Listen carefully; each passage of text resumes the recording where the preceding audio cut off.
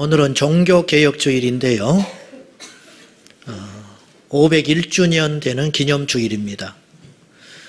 저희 교회가 개척된 이후로 10월 마지막 주일은 항상 종교개혁주일로 지켰습니다. 그 이유가 무엇이냐면 1년에 한 번 정도는 우리를 깊이 성찰하는 시간이 있어야 한다. 그런 제 목회 다짐, 그리고 제 스스로를 돌아보는 시간을 조금이라도 가져보고 싶어서 1년간의 삶을 돌아보면서 감사한 것도 중요하지만 우리가 어긋나 있는 것은 무엇인가, 그러한 제 개인적인 바람도 사실은 있어서 고집스럽게 종교개혁주의를 지키면서 또 성찬 예식도 갖고 그렇게 지금까지 해왔습니다. 개혁이라는 말은 우리가 요즘에 많이 듣는 말입니다. 그런데 이 개혁이라는 말은 이 혁자가 가죽 혁자입니다. 원래 개혁이라는 단어가 어디서 파생된 말인가 하면 예전에 가죽이라는 것은 우리가 잘 알지만 손질을 하지 않으면 굳어집니다.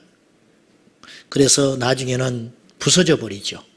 그래서 가죽을 끊임없이 손을 봐서 부드럽게 다시 만드는 것, 여기서 나온 말이 개혁이라는 말이랍니다. 그러니까 개혁이라는 말은 새로운 제도나 새로운 걸 만드는 작업이 아니고 기존에 있지만 변질돼 버린 거, 어긋나 버린 거, 잘못된 길로 가고 있는 거, 이것을 다시 돌이키게 하는 것, 그것이 사실은 개혁이라는 의미가 더 있겠습니다. 그래서 저는 개인적으로 종교개혁이라는 말보다는 신앙개혁, 신앙개혁이라는 말을 쓰고 싶은데요.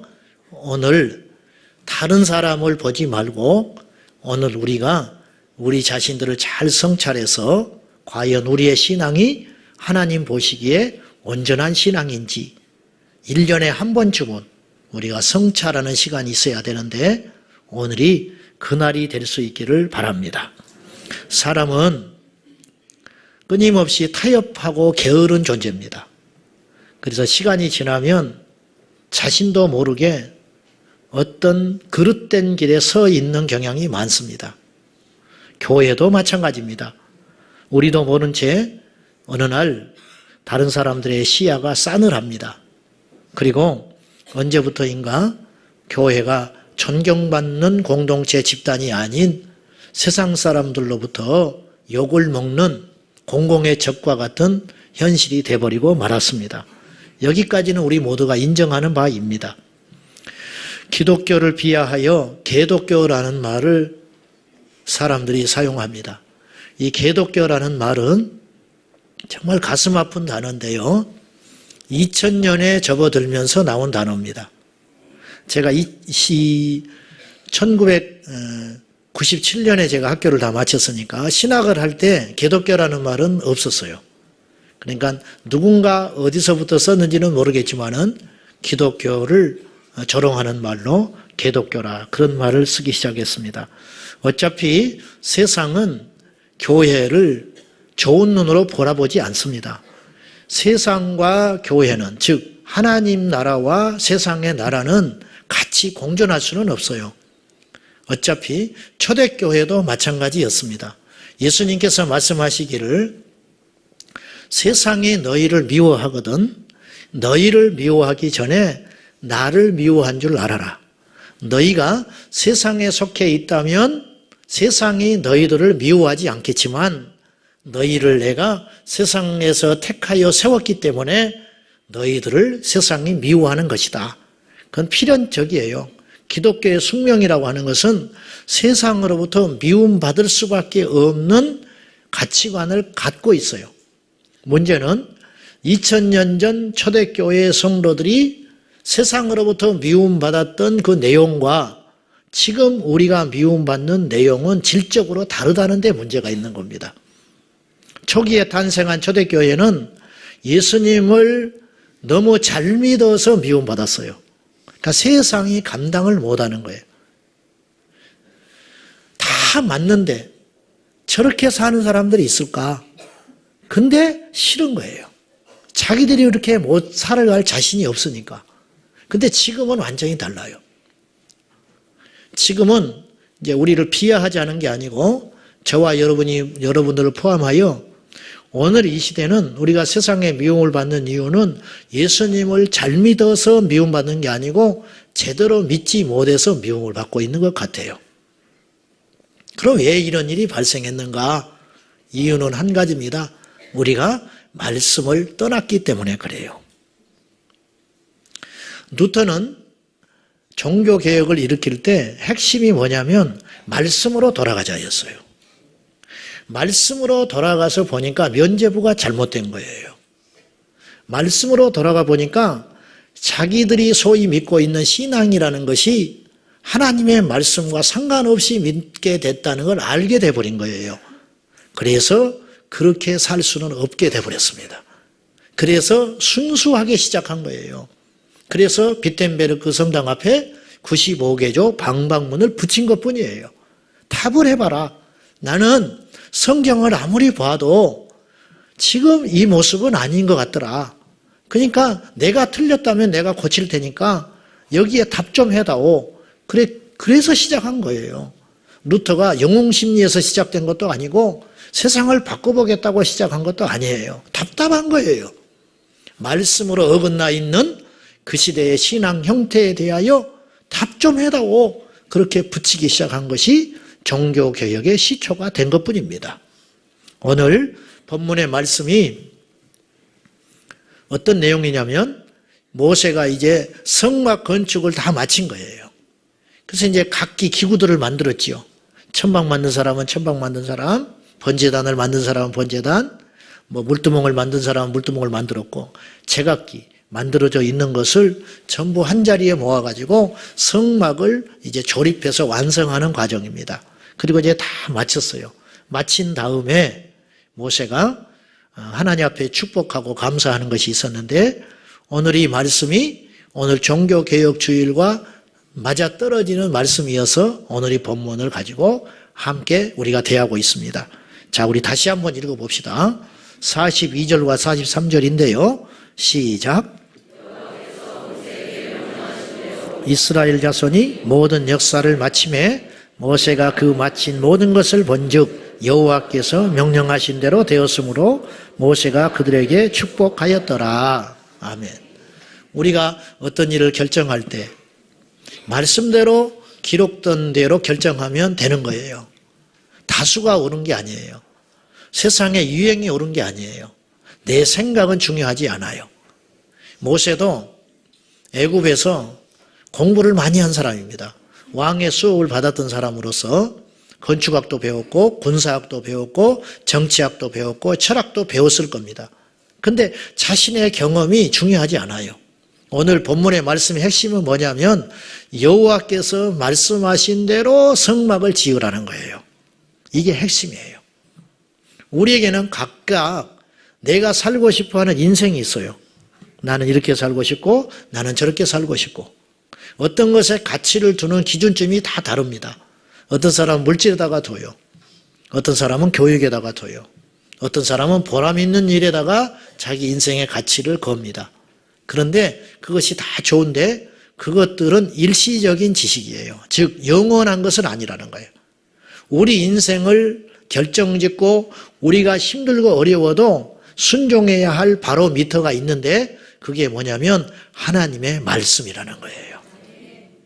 적어도 교회를 다니는 그리스도인이라고 자청한다면 말씀대로 지키고 삽시다라고 말할 때 이 일을 다는 사람은 아무도 없어요. 문제는 말씀을 모른다는 데 문제가 있어요. 자, 우리가 어떤 일을 행하려면 반드시 거쳐야 하는 과정이 있는데 알아야 돼요. 우리가 서울을 가려면 서울이 어디 있는지 알아야 합니다. 그렇듯이 말씀대로 살려면 가장 먼저 우리가 알아야 할 것은 말씀이 우리에게 무엇을 요구하고 있는지를 알아야 돼요. 성막은 더 크게 지어서도 안 돼요.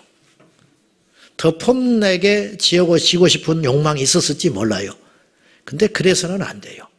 하나님이 지으라 하는 크기, 하나님이 지으라 하는 재료로 지어야만 성막으로서의 가치가 있듯이 우리 인생은 철저히 하나님이 무엇을 요구하냐면 말씀대로 살아라. 그거 요구하는 거예요. 말씀을 알아야 한다 했습니다. 지키기 위해서는. 사람들이 왜 방자한지 아세요? 하나님을 몰라서 그래요. 호세아서 4장 6절에 보시면 이런 말씀이 있습니다. 자, 시작. 내 백성이 지식이 없으므로 망하는도다. 내가 지식을 버렸으니 나도 너를 버려 내 제사장이 되지 못하게 할 것이요. 내가 내 하나님의 율법을 잊었으니 나도 내 자녀들을 잊어버리리라. 자, 보세요. 교회를 오래 다녔는데 내 안에 하나님이 안 계신 것 같은 느낌. 내가 지금 뭐하러 교회를 다니는지 모르겠다. 말은 안 하시지만 그런 고민을 많이 하시는 분들이 있습니다. 이거 당연한 고민이어야 하고요. 그 고민이 반드시 있어야 돼요. 그래서 허하니까 자꾸 일을 해요. 교회 봉사하고 일하고 다 좋은데 순서가 틀렸어요. 여러분이 지금 힘쓰고 애써야 할 일은 무엇이냐면요. 하나님의 말씀을 아는 일에 힘을 써야 돼요. 목사가 성도들에게 할 수 있는 최고의 서비스가 뭔지 아세요?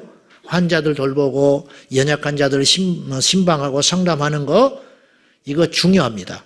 그렇지만 이보다 더 중요한 일이 있어요. 말씀을 올바로 지키는 일이에요. 올바로 말씀을 가르치는 거. 그래서 예수님께서 베드로를 만나셔서 배신하여 고향의 낙향에 있는 베드로에게 찾아가셔서 요한의 아들 시몬아, 너 나 사랑하냐? 그렇게 물으시고 내 양을 먹이라. 내 양을 치라. 그리고 내 양을 먹이라 그랬어요. 먹이라는 게 2번이에요. 치라는 게 1번이고. 좀 비약적인 연결이기는 하지만 여기서 우리가 주목해야 할 것은 베드로 사도의 주된 사명은 양들을 말씀으로 먹이는 일을 위해서 부름받았다는 거예요. 미국의 존 메가더 목사님은 30대 초반에 그 교회에 부임하셔서 지금 40년이 넘는 동안 그 교회에 있습니다. 그 교회에서 목회하러 가실 때 그 교회에서 이 목사님을 알아보고 청을 할 때 존 메가더 목사님이 다른 조건을 걸지 않고 하나의 조건을 걸었습니다. 내가 그 교회에 부임할 때 하나만 나에게 약속을 해주라. 그게 뭐냐면 하나님의 말씀을 전하는 것 외에는 일체 나에게 다른 걸 요구하지 말아라. 상담을 한다든지 신방을 한다든지 그런 것들을 요구하지 말아라. 나는 오직 하나님의 말씀을 받고 성도들에게 그 말씀을 가르치는 책무만 할 테니까 그것만을 위해서라면 나를 불러라 그랬어요. 그리고 그것을 약속받고 그 교회에 부임했어요. 존 메가더 목사님은 성도들에게 오직 하나님의 말씀만 가르쳤어요. 그래도 하나님께서 그 교회를 통하여 놀라운 일을 행하셨고 지금도 행하고 있습니다. 자, 오늘 저와 여러분이 힘써야 할 일이 있습니다. 하나님의 말씀을 아는 일이에요. 하나님의 말씀이 들어가지 않으니까 세상이 이렇게 시끄러운 겁니다. 오늘 내 백성이 지식이 없으므로 망한다. 너희들이 말씀을 버렸기 때문에 나도 너희를 버린다. 이 시대에 우리가 회복해야 할 운동이 뭐냐면 말씀 회복 운동입니다. 이것이 신앙개혁의 핵심이 되어야 한다는 거예요. 사랑하는 거 중요합니다. 그러나 말씀 없이 사랑하면 그 열매는 아무것도 없습니다. 우리가 세상에 나가서 많은 일을 할 수 있습니다. 구제하고 노숙자를 섬기고 어려운 이웃을 살피고, 근데 말씀이 없으면 어떤 일이 벌어지냐면 그것이 교만이 되는 거예요. 그러므로 우리가 첫 번째 알아야 할 것은 하나님의 말씀을 힘써 아는 일에 저와 여러분이 힘써 주시기를 축복합니다. 사람들은 하나님께서 세상을 창조하신지를 몰라요. 말씀을 몰라요. 그래서 진화한 줄 압니다. 로마서 10장 2절에 보면 그들이 하나님께 열심은 있으나, 이게 유대인들에게 하는 말이에요, 바울이. 그들이 하나님께 열심은 있다. 금식하고 기도하고 안식일 지키는 거, 이런 걸 보면 누구도 못 따라간다. 하나님께 열심은 있으나 올바른 지식에 따른 것이 아니다. 그러면서 뭐라 했냐면, 바울이 그렇기 때문에 일어나는 현상이 있다. 하나님의 의를 모르고 자기들의 의를 세운다는 거예요. 하나님의 의를 세우는데 열심히여야 되는데 자기들의 의를 세우는데 열심인 결과가 나오고 말았다. 그래서 세상으로부터 지탄을 받게 되는 것이죠. 오늘 이 시점에 우리 교회는 다시 한번 쉼표를 찍으면서 저희 교회가 지금 말씀대로 가고 있는지, 저와 여러분이 하나님의 말씀에 기록된 것을 알고 그대로 가고 있는지 점검해 볼 강력한 필요가 있다는 것입니다. 우리가 한 가지 더 명심할 것은, 모세가 하나님으로부터 성막을 짓는 설계도를 받았습니다. 일종의 설계도, 말씀을 듣고 다 보여주셨어요. 근데 그걸 들음으로 끝나지 않았다는 거예요. 행동했다는 것이죠. 행동. 열매는 행동에서 빚어집니다. 행동. 우리가 하나님의 말씀을 배우고 알려고 하는 이유가 무엇인가? 그렇게 살기 위한 과정일 뿐이에요. 지난번에 성경 통독운동하는 그분이, 어떤 권사님이 오셔서 사석에서 이런 이야기를 하시더라고요. 자기가 성경을 예수를 믿으면서도 한 번도 못 읽었다는 거예요. 근데 성경을 읽기 시작했는데 읽으면서 일어나는 축복과 변화는 이루 말할 수도 없는데 10번쯤 읽을 때까지 자기가 몇 번 읽었나 헤아려 봤다는 거예요. 10번 이상을 읽으니까 내가 성경을 몇 번 읽었느냐는 의미가 없어지더랍니다. 10번을 읽고 100번을 읽었다는 게 중요한 게 아니고 이 말씀대로 내가 살아야 하는 것이 더 중요하다는 걸 그때서야 깨달았다는 거예요. 우리가 성경을 읽으면 한 가지 알게 될 것 같아요. 내가 얼마나 불의한 죄인인지, 내가 얼마나 악한 존재인지. 자기의 죄를 돌아보지 않고 남을 판단하고 있는 내 자신을 말씀을 읽을 때 깨닫게 된다는 것이죠. 헨리 마틴 선교사는 20대 후반에 영국의 캠브리지를 다니다가 소명을 받습니다. 어느 날 예배를 드리다가 자기가 인도 선교사로 부름을 받았다는 사실을 알게 돼요. 그래서 그 어려운 인도 선교사를 떠나갑니다. 사랑하는 이와 이별을 하고 떠나갑니다. 그곳에서 복음을 전하던 어느 날 하나님께서 자기에게 말씀을 하셨어요. 너는 이란으로 가거라. 페르시아. 이란으로 가서 나의 말을 그들의 언어로 번역하거라. 그 소명을 붙들고 인도에서 이란으로 여행을 갑니다. 많은 사람들이 말렸습니다. 더 덥고 환경이 나쁘기 때문에 이란에 가면 당신 죽을 수도 있다. 근데 그들의 만류를 뒤로하고 헨리 마틴은 이란으로 갑니다. 가서 하나님의 은혜로 9개월 만에 그들의 언어를 습득해요. 놀랍지요. 9개월 만에 이란 말을 다 배워요. 그리고 신약 성경과 시편을 그들의 말로 번역을 합니다. 책을 내려고 하니까 그때서야 알았어요. 이란 왕의 허락을 받지 않으면 책을 출판할 수 없다는 걸 알게 됐어요. 그래서 출판을 할 수 없어요. 그래서 헨리 마틴은 자기가 거하는 곳에서 테헤란까지, 왕이 머물고 있는 테헤란까지 무려 960km를 여행을 합니다. 왕의 허락을 받으려고. 근데 왕이 만나주지를 않아요. 만나주지조차를 안 해. 그래서 할 수 없이 거기서 다시 영국 대사관이 있는 곳으로 640km를 여행을 해요.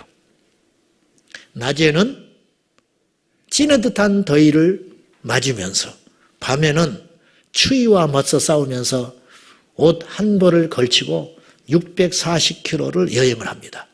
그리고 영국 대사로부터 소개장을 받고 다시 640km를 여행하여 테헤란에 옵니다. 그리고 왕에게 허락을 받고 출판사에 책을 출판하기 위해서 맡겨놓고 책이 나온 걸 보지 못하고 열흘 만에 죽어버려요. 그때가 1812년이었어요. 그는 죽었지만 그의 신약 성경의 이 번역본으로 인하여 수많은 사람들이 예수를 믿고 교회가 세워졌다는 것은 당연한 이치입니다. 일제시대의 이세종 선생 이야기를 제가 자주 했습니다. 우리 모두에게 해당되는 이야기인데요. 이세종 선생은 예수님을 믿고 성경을 읽는 순간부터 읽은 대로 살았습니다. 읽은 대로. 어느 날 삭개오의 이야기를 읽다가 자기가 어리석은 삭개오와 같다는 사실을 알게 됐습니다. 그날 그는 자기에게 빚진 자들을 다 불러다가 용서해 줘버립니다. 몰랐을 때는 자기가 당연한 줄 알았는데 빚을 준 사람들에게 이자를 받고 하는 일이 당연한 줄 알았는데 내가 삭개오처럼 살았구나. 성경을 읽고 깨닫고 그날로 실천했습니다. 우리에게 실천력이 어느 때보다도 요구되는 때입니다. 우리가 목회자한테 실망합니다. 성도들에게 실망합니다. 내 자신에게 실망할 때가 많습니다. 그 이유가 무엇이냐면 말씀을 알지만 그렇게 살지 못하는 것. 이런 상태를 로마서 1장에서는 하나님을 알되 영화롭게 하지 않는다 그랬습니다. 하나님을 알지만 하나님의 영광을 위해 살지 않는다. 이런 뜻이죠. 오늘 저와 여러분의 이야기입니다. 우리 교회 집사님이 주일을 안 나올 뿐이 아닌데 주일을 안 보이셔서 물어봤더니 한 달에 한 번 저희 시골에 가서 예배를 드립니다. 그 이유가 무엇이냐? 저희 부모님이 예수를 믿지 않기 때문에 가서 주일날 그분을 모시고 시골교회에 가서 같이 예배를 드리고 신앙생활 할 수 있도록 아마 당분간 그렇게 해야 할 것 같습니다. 그렇게 이야기했어요. 제가 그 말을 들을 때 감동을 받았어요.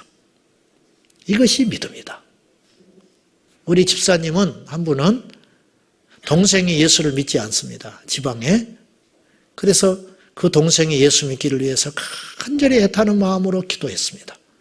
본인들이 얼마 전에 거듭나고 보니까 예수 그리스도를 믿지 않는 것이 얼마나 무서운 일인지를 알게 됐기 때문에 그냥 잊지를 못하시는 거예요. 그래서 매주 말씀을 보내줘요. 그러다가 이분들이 어느 날 동생이 그 강팍한 마음이 녹아지고 스스로 교회를 가기 시작했다는 거예요. 그래서 어느 교회를 가면 좋을지 제게 물어봤어요. 저는 그런 말을 들을 때 그것이 믿음의 열매라고 생각해요. 성경은 우리에게 이야기합니다. 서로 사랑해라.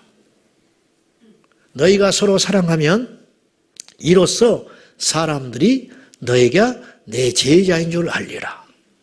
우리가 말씀을 공부하는 이유가 무엇입니까? 우리가 기도하는 이유가 무엇입니까? 이 자리에 와 있는 이유가 무엇입니까? 여러분들이 교회만 왔다 갔다 하면 종교생활하는 거예요. 제자는 어디에서 탄생하냐면 말씀을 실천할 때 탄생한다는 거. 오늘 종교교육주의를 지내면서 우리의 고집과 아집을 내려놓고 다시 한번 열심을 품고 하나님의 말씀을 배우고 읽고 묵상하고 그대로 실천하여 기독교라 조롱받는 이 시대의 아픔 속에서 다시 한번 하나님의 영광이 저희 교회를 통해서 저와 여러분의 말씀 실천의 능력으로 인하여 다시 한번 떨어졌던 주님의 권위와 주님의 복음의 역사가 이 땅에 다시 일어날 수 있기를 예수님의 이름으로 축원합니다. 기도하겠습니다.